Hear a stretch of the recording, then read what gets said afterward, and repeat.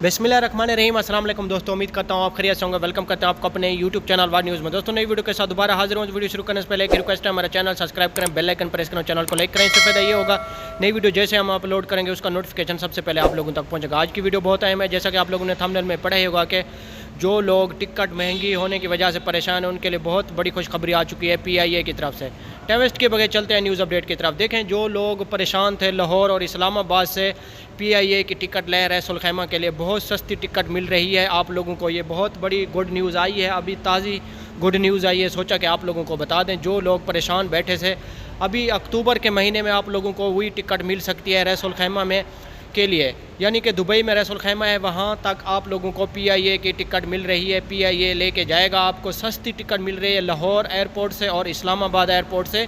बहुत बड़ी खुशखबरी आ चुकी है। जो लोग जाना चाहते हैं, विज़िट वीज़ा जिन लोगों का निकल के आ गया है वो लोग ये टिकट लेके जा सकते हैं। उनके लिए बहुत ही बड़ी खुशखबरी आ चुकी है, बहुत ही अच्छी और गुड न्यूज़ थी, सोचा कि आप लोगों को बता दूं। तो ये थी आज की हमारी छोटी सी वीडियो। अच्छी लगे तो लाइक करना, शेयर करना, दोस्तों के साथ मिलेंगे नेक्स्ट वीडियो में। ओके, अल्लाह हाफ़िज़।